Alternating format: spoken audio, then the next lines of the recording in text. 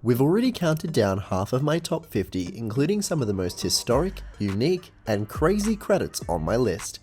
If you haven't already, make sure you check that video out. But now it's time for my top 25 coasters.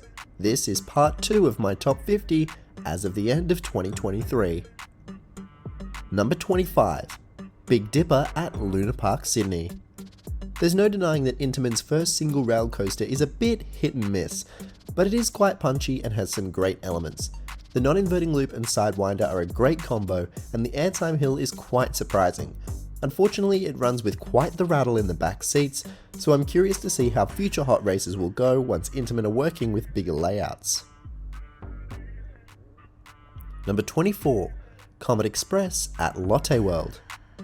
This strange ride model absolutely blew me away and cemented Lotte World's status as a very good park in my books. I sat alone in my car, resulting in a mind-blowing experience of intense, non-stop spinning as the ride disoriented me in the dark with its space theming and incredible booster wheel launches. I had no idea what to expect, and I was very impressed. Number 23.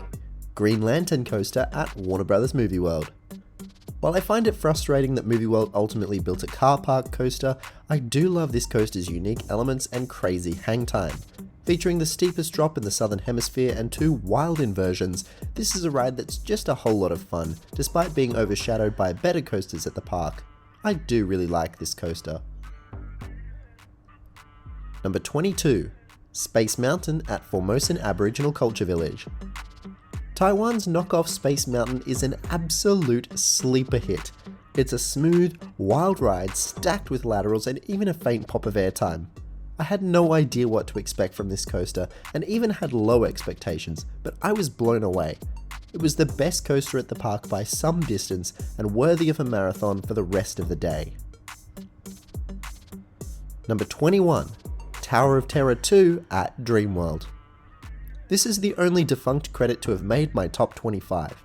Rides on this coaster felt like a dream due to the insane speed, intense positives, incredible weightlessness, and the unbelievable roar of the ride. The first coaster ever to exceed 100 miles per hour really was a true beast in terms of force, and we sorely miss it here in Australia now that it's gone. Number 20.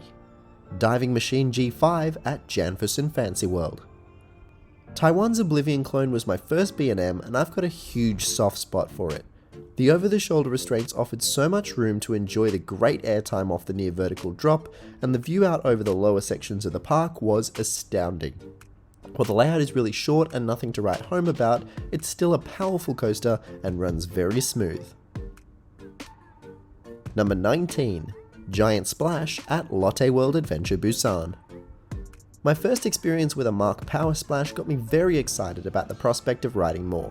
While Mark launches are usually pretty weak, this one had excellent kick, and the airtime on the spikes was great. The splashdown was absolutely huge, and that would normally be a positive, but I rode this coaster in about 7 degrees Celsius temperatures, so that was the worst day of my life. I'm wet, I'm cold. Number 18. French Revolution at Lotte World. I'm astounded that this coaster seems to have a poor reputation. It runs very smoothly, there is no headbanging, the interactions with the architecture and theming are tremendous, and the ejector airtime off the drop, followed by the positives through the vertical loop, are amazing. I was not expecting how intense this Vekoma looper would be. I love it. Your boos mean nothing, I've seen what makes you cheer. Number 17. Abyss at Adventure World. My first Gerstlauer Eurofighter left me with a great impression. While it's definitely a headbanger, the ejector airtime more than makes up for it, and the inversions are also super forceful, with a great mix of hang time and fast-paced inversions. It offers great theming for a small park, and a unique, out-of-control ride. I love Abyss. Number 16. Gravity Max at Li-Pao Discovery World. This ride has slowly become one of the biggest losers of the year, as it slid down my rankings further and further the more I reviewed it and thought about its operations. Running 20-minute cycles is just totally unacceptable, and it's a shame because the force of the first drop and turn through the tunnel are enough to make it top 10 quality on their own. Number 15. Jet Rescue at SeaWorld. This is the sleeper hit of Australia. Featuring 2 incredible tyre launches and a second half that is possibly the whippiest layout I've ever ridden, this is a definite candidate for one of the best coasters in Australia. While it's a family launch coaster by name, this thing packs a serious punch with those lateral transitions. It's a masterpiece. Number 14. Scooby-Doo Spooky Coaster at Warner Bros. Movie World. I am very excited for this ride to reopen, hopefully with some major improvements in 2025. Formerly the best themed coaster in Australia, Scooby-Doo had a difficult chapter over the past few years, with its charm being utterly ruined by the next generation theming. But in its heyday, it was the perfect combination of fun coaster and magnificent dark ride. Number 13. TNT at Gumbaya World. I am a huge fan of this layout from Vekoma. The airtime off the first drop and the pure insanity of that overbank is unbelievable. It's much more forceful than a suspended family coaster should ever be expected to be. This is a butter smooth ride with a lot of force to it, and it's got charming theming to boot. Australia's best family coaster without a doubt. Number 12. Atlantis Adventure at Lotte World. I thought this coaster would have top 5 potential, but it fell slightly short of expectations. The launch and airtime are great, but the mid-show section utterly ruins the pacing for seemingly no reason. It runs with a slight shuffle, but there's no denying it has a surprising amount of airtime, and I wish it didn't have that lull halfway through. Number 11. Eagle Warrior at Vin Wonders Phu Quoc. A surprise, to be sure, but a welcome one.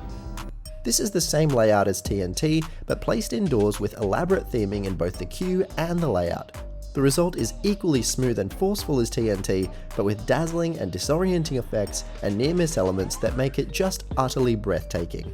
This is the most pleasant surprise I've ever had on a coaster. I was starstruck by it. Number 10. Insane Speed at Janfusun Fancy World. This B&M Flawless coaster is all force. The positives in the valleys, the airtime off the straight first drop, and the incredible inversions really caught me off guard. Especially the interlocking corkscrews are 100% whip. It's unbelievable.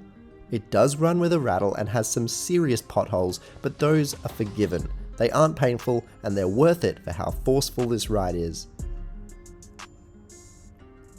Number 9. Big Thunder Mountain at Tokyo Disneyland. There truly is no place on earth more magical than Disneyland, and the theming on this incredible mine train continues to be one of the most vivid and magical memories I have. It's a fun, fast-paced little ride, but more importantly, it looks immaculate. Even lining up for this ride is just magical. It feels like entering an entirely different world. I loved it. Number 8. Space Mountain at Tokyo Disneyland. Space Mountain matches its sister at the park for its dazzling theming and spectacle, but it's a wilder experience as a ride, with a fast-paced layout in the pitch darkness. The janky transitions are made even more fun by the fact that you can't see them coming. There truly is nothing quite like Space Mountain, and it will always be special as my first Disney ride. Number 7. Steel Taipan at Dreamworld. I am a big fan of the Blue Fire layout, but Steel Taipan's strength is actually its difference from the other clones. The reverse spike is super powerful, offering a huge blast of positives as you twist up it backwards. While the swing launch is a little weak for me, it's still a smooth and fun ride, and the tail whip seats are an absolute must-do experience. Number 6. Giant Digger at Lotte World Adventure Busan. I rate this Blue Fire clone slightly higher than its twin because of the more powerful launch, the slightly better theming, and the fact that it seems to take the layout with a tiny bit more pace, resulting in some much more forceful moments, like the airtime onto the mid-course, the whippy overbank, and the awesome Blue Fire roll. This ride is great. Number 5. Superman Escape at Warner Bros. Movie World. It's short, but there's no denying that Superman Escape might be the world's best themed intimate accelerator. The hydraulic launch is truly unmatched in Australia, there's nothing that comes close, and the airtime is brilliant on this ride too. Plus, the pre-show really makes it a complete experience. Superman is a very special coaster, and I can see why it's a dark horse for the best in Australia for some people. Number 4. Wrath of Zeus at Vin Wonders Phu Quoc. This coaster is unbelievable. It's so powerful. The launch is ridiculous, the airtime is amazing, and the positives are pure grey out moments. It features 3 towering inversions, each full of force, and a great layout stacked with unique elements. It only loses any marks at all for its poor operations and for running with a very slight shuffle. I love Wrath of Zeus, it's my favourite looping coaster. Number 3. Roaring Timbers at Sunworld Hontom Nature Park. My first GCI blew me away. The way it hugs its unique terrain and provides stacks of airtime and laterals made it an instant favourite for me. It's gloriously smooth and a fast-paced, relentless ride. Sunworld are onto a real hit with this Skyline Attractions designed Woody, and people need to get to Phu Quoc to experience this great coaster. Number 2. Leviathan at SeaWorld. Leviathan matches Roaring Timbers' airtime and relentless pacing, and one-ups it with some of the best theming I've seen on any coaster. While the park needs to work out a better way to integrate the pre-show with operations, there's no denying that it's dazzling, and the ride is an absolute machine to match it. Unbelievable coaster. You just drop in and just smack the lip, whoop-ah, drop down, snap, ah! Number 1. DC Rivals Hypercoaster at Warner Bros. Movie World. Yet again, I'm still waiting on the coaster that will match my first experience with this Mark Hypercoaster. It's stacked with ejector airtime and some of the craziest elements you'll ever see, from that insane first drop to the incredible non-inverting loop. Plus, the backwards seats. They're just incredible. It continues its reign at the top of my rankings. That brings my top 25 coasters from 2023 to a conclusion. I look forward to riding more coasters and making more content for you in 2024. Thank you for all your support this year. Please consider liking and subscribing. Have a happy new year, and I'll see you next time.